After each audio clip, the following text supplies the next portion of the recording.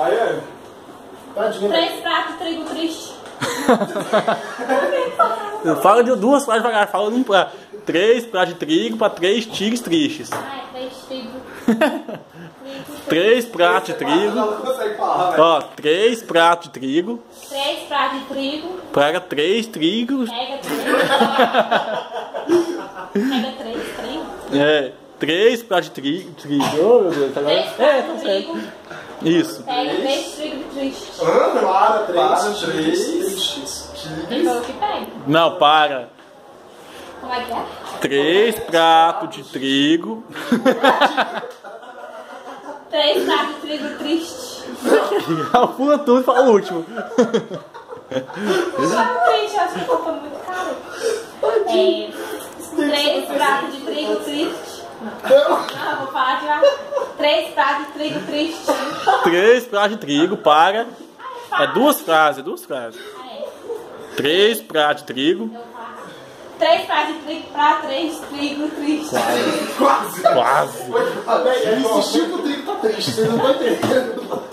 Por que eu só falo trigo? 3 pratos de trigo É porque aqui, ó. Vai sim, ó.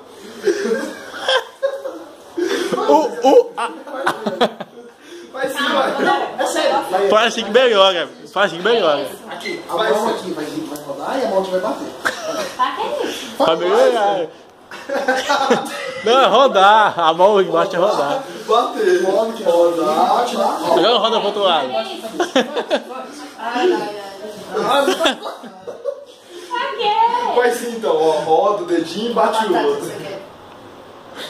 Ai, que delícia. Não, roda o dedinho e bate o outro. 3 pratos de trigo triste. Roda o dedinho e bate o outro. Muda essa frase aí. 3 pratos de trigo para 3 tigres tristes.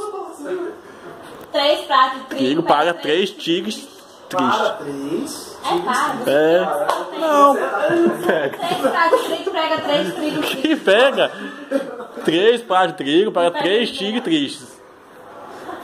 Ai, te lascar. Tá filmando aí, ó, pra colocar. Tá filmando?